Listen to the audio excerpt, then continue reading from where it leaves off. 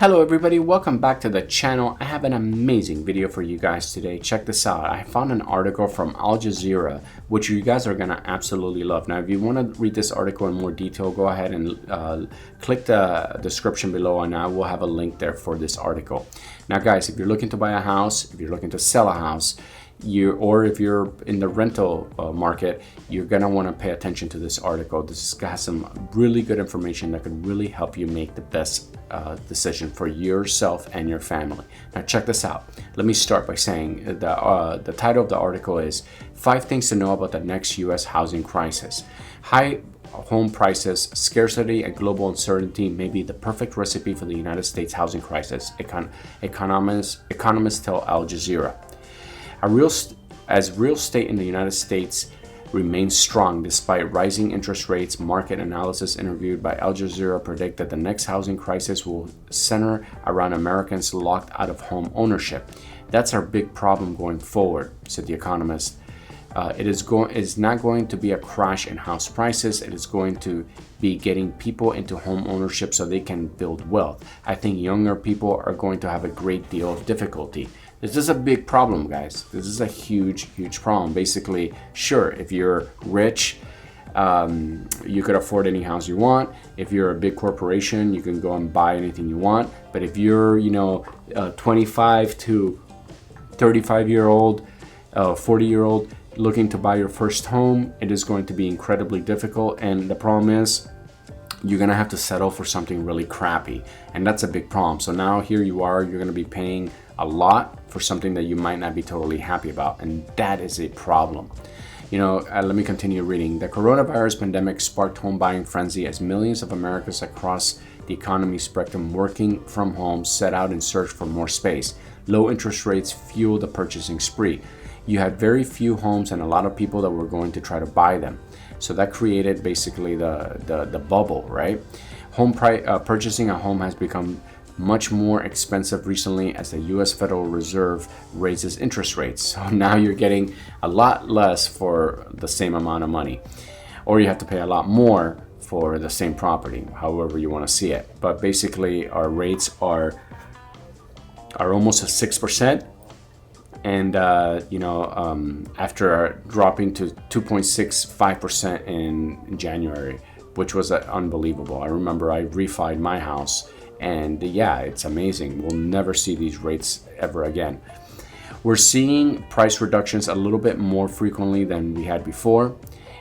We are seeing listings stay on the market a little longer than a year ago, even 6 months ago. Inflation, a bear market on Wall Street after S&P dropped to 20%, free falling cryptocurrencies, war in Ukraine, high fuel and food prices may evoke memories of the 2007-2008 real estate crash. But experts think it's very different this time. And here's 5 reasons why. 1, don't expect housing crashes like the one we saw in 2007 and 08 financial crisis. I kind of agree. It was a different. Basically, in 08, 06, between 05 and 06, U.S. banks were lending they were giving people too many loans that they couldn't afford, and they were basically adjustable loans. So when the interest rate changed and suddenly people's mortgages doubled, then everyone walked away from their home and they weren't ready. So basically, you could get a loan with stated income, right? So you walk into a bank and say, hey, I make $200,000, and all you have to do was show some banks. All you have to do is show your bank deposits, and that was good enough. But it was hard to really track where that money came from, and people were kind of playing the system, and a lot of people got a lot of loans that they really couldn't afford, and that was the problem. And then it all came crashing down when a lot of people, when the housing market basically bled into the stock market, and it brought down everything, and it created one of the biggest crashes in housing in the U.S. history, definitely in our lifetime. So here, let me keep reading. Number 2, no, housing prices will not plummet. So they just don't see it. A lot of people are thinking we've seen so much growth. it has to come down from here. But what we're really seeing is that they're just not starting to balance out a little bit faster than we might have expected if interest rates hadn't risen so quickly.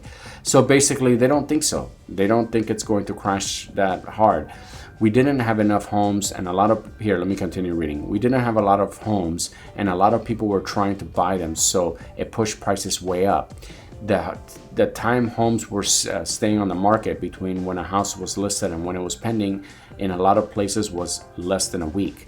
So yeah, basically, I just don't see how our regular community is going to support these prices personally. Look at this. In Tampa, Florida, the median price is now $400,000, up from $253,000 in March. I'm telling you guys, okay, you believe me or not, but you cannot go up this much. You can't almost double 40%, in less than 2 years and expect the jobs to pay that type of money. That is a big problem. Things are going to come down, I believe. So, okay, let me continue reading. Number 3, we're going to be less willing to sell homes now. I agree. The inventory is going to stay tight because nobody wants to sell their house because they don't know what the hell is going to happen in the next few years. But if you are looking to cash out, this probably is one of the best times to sell because, if we do have a market crash, people are going to be kicking themselves thinking they could have got a lot more money. The flip side is if you wait, you're going to have to wait 2, 3, 4, 5 years, right? Okay, so number 4, the American dream of owning a home may be a pipe dream for young people. Oh, this is awful, People born between 1981 and 1986 are being locked out of homeownerships due to lack of available housing, price increases, and skyrocketing student debt. I feel bad for the young people. That's why we want the housing market to crash so you can get into a house. But remember, you need a W-2 job and you need 2 years of work with that job in order to get the best rates possible. So just think about that, right? When you're thinking about, getting ready to buy a house. So, and number 5, there's a lot of uncertainty right now. The S&P 500 entered a bear market in 2022, having suffered its worst first 6 months since 1970. Cryptocurrencies plummeted, and the world's largest digital coin, Bitcoin, losing more than 55% this year. Supply chain issues and the war in Ukraine, which has compounded soaring food and fuel costs, are both making Americans cautious and worry about spending habits. These factors also weigh in on some of the decisions to make larger purchases like buying a house. Still, there's reason to be optimistic about the real estate market. Analyst says unemployment in the U.S. is at a historic low. People have jobs. We don't have subprime mortgages. The risk of being unable to pay mortgages and foreclosures is relatively low, they say.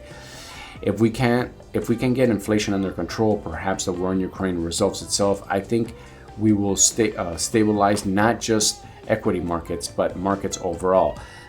All markets want is stability. Uncertainty makes everyone crazy, and there's a lot of uncertainty right now. Even though he admits the U.S. economy is slowing, Zandi from Moody analysts is bullish on the long term. The dollar is about as strong as it ever gets. I mean, we're now at a parity with the euro and even against the Chinese yuan. We're driving the train right now. We're keeping the global economy moving down the tracks. So there's a lot to take in on this article, especially how it ends. In my way of thinking is that sure, the dollar is strong right now against the euro, but that's because the euro, they basically had a crazy shutdown and it slowed down the entire European Union. But their economy crashing also will influence our economy crashing. So we're all together on this. So, this article is painting a really rosy picture, and I don't 100% agree with what they're saying, but I do understand where they're coming from, and they make some good points. I just think that if homes are going up by that high, and the communities are not the jobs are not paying that, then it makes it really hard. When it says that we have record unemployment, well, but what's the median pay, right? Like, are you talking about just like factory workers? Are you talking about delivery drivers? Things like that. Like, in order to buy a house in this country, I mean, if the house median is 400,000, you need to make, you know, close to over six figures, you know, 150,000 to afford $400,000 house. So now you got two incomes of people. You know, it just gets very, very difficult, you know, and it's becoming definitely a moving target. But I want to hear from you guys. What do you guys think? Do you agree with this article? Please comment down below. Now, if you guys do like these videos, don't forget to smash that subscribe button and go ahead and like and leave a comment. Again, thank you guys so much for watching. I love you guys, and I'll see you on the next video.